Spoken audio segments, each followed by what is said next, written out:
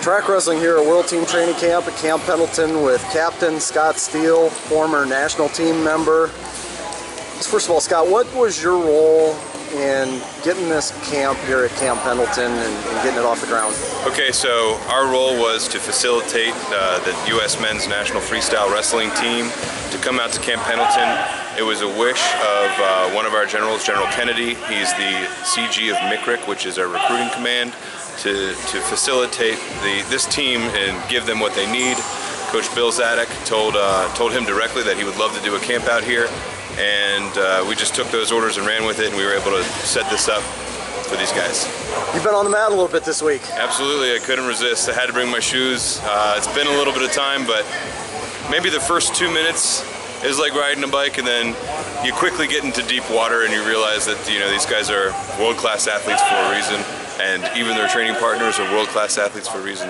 They live, eat, and breathe this stuff, so it's very humbling. When was the last time you were on a mat prior to training camp here? Well, I guess this past wrestling season, but in a completely different, I was utilized completely differently. I'm a Northern Virginia wrestling official, so that's how I'm giving back to the sport currently. But as far as getting on the mat and grappling in pure wrestling form, it's been quite a while. Who have you had your hands on then this week?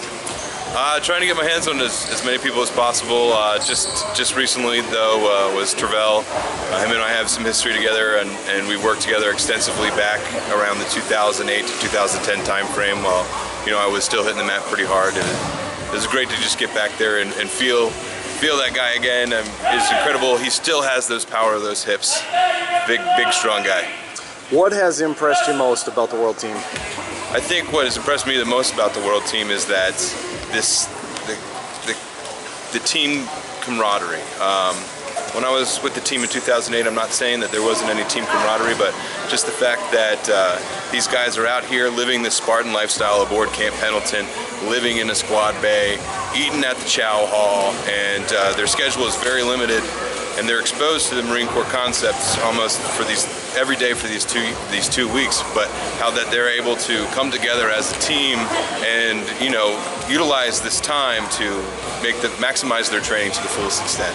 I think that's really cool. You were a little bit of a late bloomer, weren't you, with your career? Yeah. I mean, didn't you kind of come on the end of your college career and then you make the national team after college? Yeah. Well, you went to Olympics in Beijing with Mako, right? As a training partner? As a training partner. What led your career to an upward trajectory after you got out, or towards the end of college, after you got out of college? Well, I went to the Naval Academy and I wrestled for the great Bruce Burnett, and he told me something when I checked in. He said, "Scott, you're here to wrestle, and I'm here to make you the best wrestler that you can be." And he went all in on me, and I went all in on that. And he provided me with a lot of different attitudes, and I think one of the biggest things was he brought us as a team out to the World Training Center when I think that might have been 2007. And we put these guys on a pedestal, and rightfully so, because they're extremely great athletes. But to be a young college student and then put your hands on a World Team member and just roll around with them, even if it's drilling, you get the perspective that these guys too are human. And I'm not as far away as I thought I was from them in my mind. And once I was able to figure that out, I think that gave me the motivation to close the gap. And having Bruce in my corner, I owe everything to him for that. So it's mostly mental adjustments and things like that? Mental Believing adjustments, yourself? and I got bigger too. So, I think it was the perfect storm.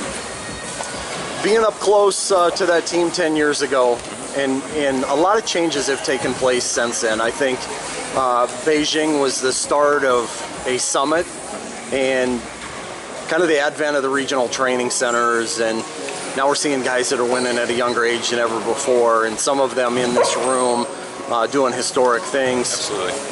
What are the biggest differences that you notice about the style of wrestling now versus then? Well, I think that our dictionary of wrestling in the United States has increased profoundly. I think you hit on it with the regional training centers, is that each one, I guess, with each different coach, they inject a different feel into those wrestlers. And then when you bring them together into this room with all the national team guys competing together, they're bringing their room back home from the regional training center here as well, and all the perspectives that they can bring.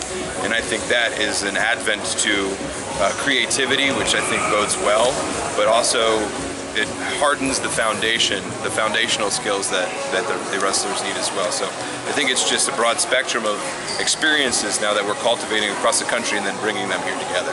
Anything else for us? Go USA, back-to-back world champions. We're going to get it this year.